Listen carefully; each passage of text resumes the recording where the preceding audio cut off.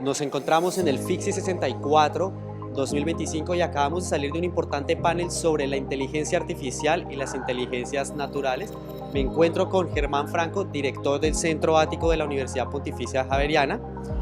Germán, quisiera hacerte unas preguntas sobre este panel que tuvimos acerca de la inteligencia artificial, y es ¿cómo aplica el Centro Ático el uso de la inteligencia artificial? Bueno, el Centro Ático de la Universidad Javeriana tiene un laboratorio de inteligencia artificial y captura de movimiento. Nosotros estamos trabajando principalmente en experimentación y creación de imágenes en movimiento a partir de nuevas tecnologías que incluyen la inteligencia artificial, pero no solo inteligencia artificial, que ese es un primer elemento importante, porque nuestro propósito no es experimentar con una tecnología, nuestro propósito es la creación y utilizamos las tecnologías que necesitemos para eso. Entonces tenemos un laboratorio, estamos haciendo experimentos con nuestra maestría en creación audiovisual, con la especialización en televisión, con los programas de posgrado en ingeniería, y tenemos en la Universidad Javeriana una especialización virtual, totalmente virtual, en inteligencia artificial. La Universidad Javeriana ha venido enfrentando esto de varias maneras. Uno, usando inteligencia artificial para experimentar, para procesos de aprendizaje y para procesos de creación. Dos, analizando los impactos, las incidencias de la inteligencia artificial muy críticamente, como tenemos que hacer las universidades. Y precisamente hablando de este impacto de la inteligencia artificial, ¿cómo podemos abordar estos mitos que hay sobre la misma para los procesos de los creativos, de que pueden quedarse sin empleo? ¿Cómo abordar esto y más bien mostrar las ventajas que ofrece la inteligencia artificial para los creativos? Sí, yo creo que a la inteligencia artificial no hay que tenerle miedo, hay que tenerle miedo a los seres humanos. No, mentira. No, pero es en serio, es decir, la inteligencia artificial es un instrumento y puede ser utilizado por los seres humanos con muchos propósitos. Ya hemos visto cómo se están utilizando en las nuevas guerras, desafortunadamente, tristemente, algoritmos para detectar a los soldados del enemigo y eliminarlos. Eso me parece desastroso, catastrófico para esta especie. Pero asimismo nosotros podemos utilizar la inteligencia artificial para crear, para invitarnos a soñar futuros mejores, para invitarnos a construir una sociedad más digna. Y la inteligencia artificial es una herramienta. Ahora, hay una serie de mitos sobre la inteligencia artificial que vienen de aquellos que la desconocen. Entonces lo primero que hay que hacer, sobre todo desde las universidades, es conocer esas herramientas, saber cómo funcionan, no solamente cómo operarlas, sino todo lo que hay detrás, y usarlas con mucho criterio. Por ejemplo, saber que los servidores que generan inteligencia artificial, sobre todo generativa, gastan mucha agua. Entonces, cuando usted genera un video con imagen de movimiento con inteligencia artificial, es como si hubiera matado una quebrada, pues. Es decir, eso es gravísimo para el medio ambiente, eso hay que saberlo. O hay que saber que cuando usted usa inteligencia artificial y le hace unas preguntas, no solo le está preguntando cosas, sino que está entregándole unos datos a alguien. Eso no se está poniendo solamente en un servidor, esos datos los usan otras personas. Entonces hay una serie de cosas sobre la inteligencia artificial que a veces son mitos, pero a veces pues no. Entonces lo que hay que hacer es, sobre todo desde las universidades, un ejercicio de reflexión, de análisis, como es la universidad crítico, que permita que en la sociedad estas herramientas se usen para las cosas que las tenemos que usar los seres humanos. Y otra cosa que estamos haciendo en Ático y en la Javeriana es esta red de universidades latinoamericanas para compartir experiencias y reflexiones sobre el uso de las distintas tecnologías que usamos para crear interés a la inteligencia artificial. Ok, pues entonces una invitación a hacer un uso responsable de la inteligencia artificial, a aprender a conocerla y aprender a usarla. Muchas gracias, Germán. Gracias. Continuamos en el FICSI 64 2025 y en este momento me encuentro con Rodolfo Ramírez, profesor de cine y televisión de la Universidad Nacional de Colombia y director de Unimedios de la Universidad Nacional de Colombia, ¿correcto?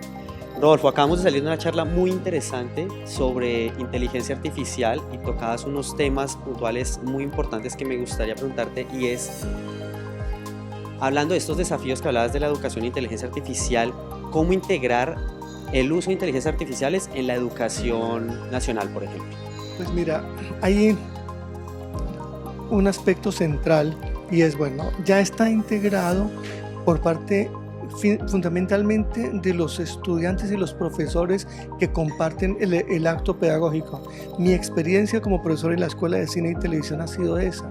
Los muchachos son muy inquietos con esto de la tecnología, buscan soluciones y los profesores también. No es como se suele pensar que el profesor está por un lado y el estudiante por el otro, no. Están muy desarrollados. Eso es un aspecto y hay que continuar ese tipo de uniones en la creación. El otro elemento de esa integración es algo un poco más complejo que no se ha podido lograr todavía y es algo que se planteó desde el año 1956 en la conferencia de Dartmouth, que consistió, que dio origen al término incluso inteligencia artificial, con un programa de trabajo en inteligencia artificial con los principales investigadores durante la época. Ellos decían, mire, vamos a crear sistemas de software que obtengan conclusiones como las obtienen los seres humanos. Básicamente era eso. Y el objetivo de eso era comprender mejor a los seres humanos en la manera como piensan. Por ejemplo, el premio Nobel Herbert Simon, años después de esa conferencia, estoy hablando de unos 30 años después, ganó el premio Nobel de Economía. Y él se dedicó a investigar cuál era la lógica del error de los estudiantes. Porque es que el error no ocurre al azar en un ser humano. Un ser humano busca patrones y los errores que cometen tienen un patrón. Entonces lo que ocurre es que con la inteligencia artificial uno puede ayudar a apoyar el proceso de pensamiento de un estudiante para que él mismo identifique los patrones de su propio error. Ese tipo de aspectos tan específicos de la pedagogía en el uso de la inteligencia artificial, aunque están planteados con mucha claridad desde los 80, no los hemos desarrollado y hay que hacerlo. ¿Y cómo hay que hacerlo? Primero, fomentando el conocimiento pedagógico en los docentes, en las profesoras y los profesores, para que además del conocimiento instrumental de las tecnologías de la inteligencia artificial en la creación junto con los estudiantes, que además de eso que lo están haciendo, también se integren en el examen o en el estudio de la cognición de sus estudiantes para comprender estos procesos, como te digo, de inteligencia del error, pero también de la metacognición, es decir, de explorar y apoyarle a los estudiantes la manera de pensar y ser conscientes de sus propios procesos de aprendizaje, o, por ejemplo, de cómo con la inteligencia artificial podemos comprender a partir de las acciones de los estudiantes cuáles acciones, cuáles tipos de patrones de trabajo, de reflexión les pueden servir para generar un aprendizaje autónomo mejor. Ese tipo de cosas es algo que todavía sigue siendo un desafío muy fuerte. Bueno, y hablando desde tu parte como docente de cine y televisión, porque es innegable que, digamos que parte de la popularización de todo este tema de la inteligencia artificial viene de un componente del uso artístico de la misma. Entonces mucha gente haciendo fotos, haciendo videos, creación de contenido con estas herramientas de IA ha sido como ese primer acercamiento a ella, y ahí surge como uno de los grandes mitos o miedos, o que podría ser una realidad, y es cómo la inteligencia artificial puede llegar a reemplazar el trabajo creativo. Nos hablaban ustedes de una conversación que pues es importante tener, de pensar más bien cómo hacer el uso de ella y no pensar tanto en que nos puedan reemplazar. Quisiera saber tu punto de vista al respecto y qué le podemos decir a los creadores de contenido, a las personas, a los creativos, como para de pronto disipar un poco estos miedos y más bien entender cómo es el uso apropiado de estas IAs. Perfecto, entonces en primer lugar, una manera de abordar este tema del desempleo quizás o de la manera como se relaciona la gente con la tecnología es la economía política de la inteligencia artificial en este caso. El asunto es realmente la inteligencia artificial es un producto humano, ha sido desarrollado por los seres humanos y nosotros los humanos a veces cuando desarrollamos cosas nos relacionamos unos con otros a partir de máquinas. En este caso nuestra relación con los seres humanos es con máquinas, con inteligencia artificial, pero en última instancia somos seres humanos. Eso es un aspecto. El otro aspecto es a uno en un empleo no lo saca la inteligencia artificial, lo saca el dueño del negocio, el que tiene la decisión. Y en ese sentido es un modo de producción, un modo económico de producción en el que se determina esto. Puede haber otros modos económicos de producción, de economía, en la que los trabajadores no tengan que estar asustados por un desarrollo tecnológico, podrían estar muy contentos. pero hay otros sistemas económicos en los que están construidos a partir de la concentración de la riqueza, y entonces ahí es donde la gente se empieza a asustar, pero no es por la inteligencia artificial, es por la manera como está organizada la producción y la sociedad.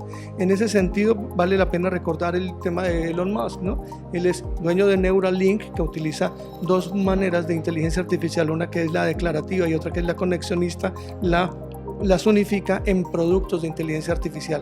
Él, con todo ese trabajo, gana $400,000 por hora, pero no es porque él trabaje 3 veces más que los trabajadores que quizás pueda despedir, o 10 veces más, o 500 veces más, o 400,000 veces más. No, es porque hay un sistema económico y político que está organizado de tal manera que los excedentes de la venta de esas mercancías se los apropia él, y él es el que toma la decisión con la gente. Por consiguiente, en primer lugar, ahí se puede ver dos cosas. Una, que la tecnología artificial no es la que saca a la gente, es una relación entre humanos. Y segundo, que es el sistema económico en el que todos podemos influir por la vía de los sindicatos o de las asociaciones o de las organizaciones de trabajadores para evitar que pase eso y fomentar que pasen cosas interesantes, como por ejemplo seguir explorando con la inteligencia artificial, seguir creando productos, y en caso de que haya alguien que, pues digamos, porque sus habilidades ya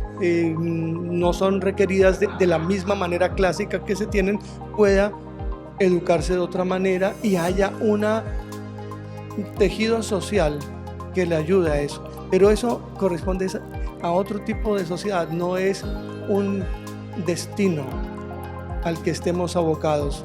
Y esta discusión no solamente se da con la inteligencia artificial, ya en el siglo XIX se daba sobre los telares.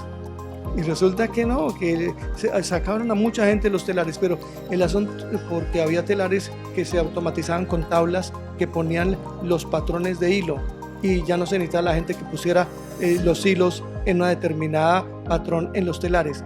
Pues bien, con el tiempo ahí pasan cosas, pero esencialmente fueron los trabajos, las organizaciones obreras las que fueron diciendo: un momento, nosotros también tenemos algo que decir, nosotros no solamente somos apéndices de un telar y cuando cambia el telar nos echan, no, somos seres humanos, y buscaron también crear un tejido social para tener una mejor sociedad. Eso pasó con los telares, también puede pasar con la inteligencia artificial. O sea, hay cosas que vale la pena mirar de la historia y seguir avanzando. Claro, entender el uso de las nuevas tecnologías, aplicarlas de manera responsable para trabajar en conjunto con ellas y no pensar que vamos a ser reemplazados por las mismas. Exactamente, y analizar la dimensión histórica, la dimensión política de la economía, porque estamos ante todo con relaciones entre seres humanos por medio de máquinas, pero en última instancia somos los seres humanos los que manejamos eso. Muchas gracias, Rodolfo, y pues nosotros seguimos acá en el FICSI 64 con ustedes, llevándole las mejores notas de todo lo que ocurre en el Festival Internacional de Cine Cartagena de Indias. Recuerden, somos Tercer Canal, conectando culturas, revelando verdades.